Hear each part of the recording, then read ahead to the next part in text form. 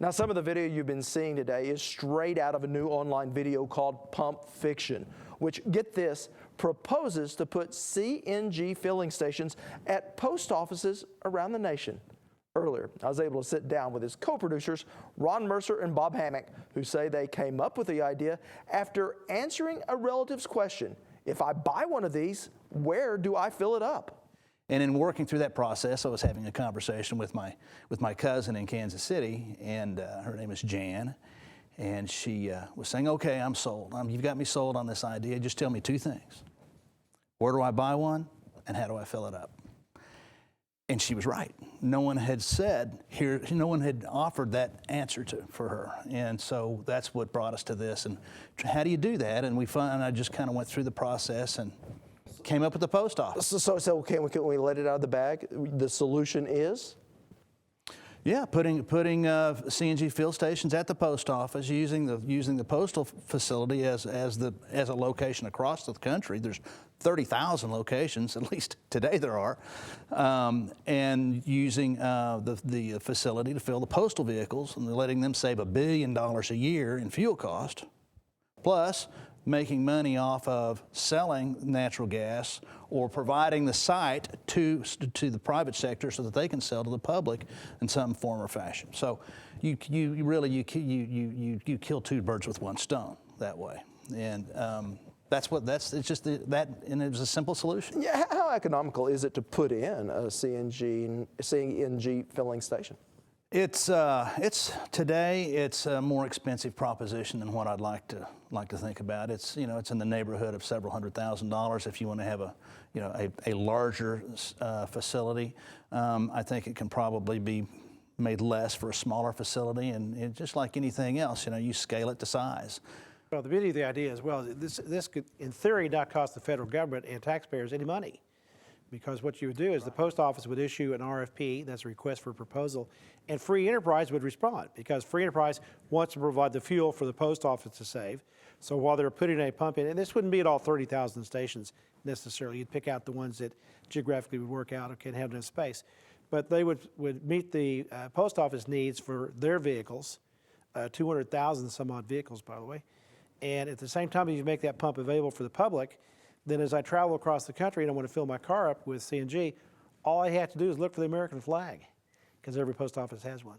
Do either one of you drive a CNG vehicle? I have one, and my daughter actually drives it right now, but I've owned it since '08, I guess, '09. What's it like to fill up? What do you do? Well, it's a simple process. Takes about the same amount of time as filling up a gasoline vehicle.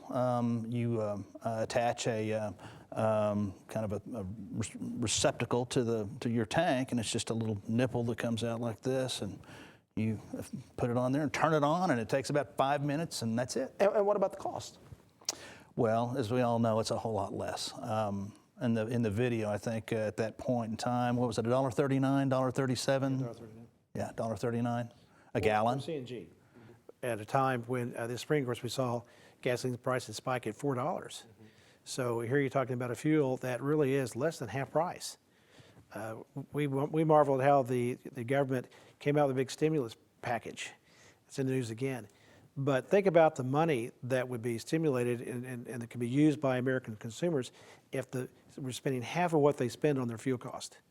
So if the average family spends $3,000, $4,000 a year on fuel, this idea would save them $2,000. That's an amazing stimulus impact on our economy, because they have money to spend rather than sending it overseas. If someone wants to see this video in its entirety, what do they need to do? Well, we suggest you go to YouTube and type in the word Pump Fiction. It's all one word, P-U-M-P-F-I-C-T-I-O-N, Pump Fiction. We've had over 7,500 hits, closing in on 8,000.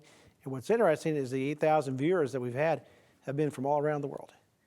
And all of the comments that people have made, almost without exception, are people saying, wow, what a great idea. It's so obvious. Why didn't somebody think about this before? We have post offices that are starting to be closed. This is a great way to help maybe keep some of those open. But the fact is the post office will save a significant amount of money. President Obama has mandated that in 2015, starting that year, all federal vehicles have to convert to alternative fuels. Let's make sure that it's CNG. and the federal government will save money, consumers will save money, and the country will benefit from it. So I do have to ask, what was the motivation behind doing this video? Well, as Bob was saying earlier, we have many conversations about the national dialogue, and that there really wasn't a clear solution being offered, and so we tried to develop that, and that was our sole motivation, just trying to do the right thing. We don't have any financial interest in it other than what's come out of our pocket. So no one's making any money off of this? All the people who appeared in the video did so without any compensation. We paid for all the expenses. We didn't seek any corporate money whatsoever. We did it because we think it's the right thing to do. I read once that we all came to America on different ships, but the fact is we're ultimately in the same boat.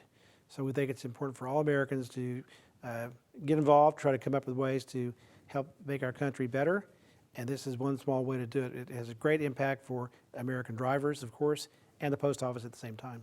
Well, good luck with this, and congratulations on an innovative video and just being good Americans. Thank you both. Now, if you'd like to see that entire video, we do have a link to it on our website at okhorizon.com.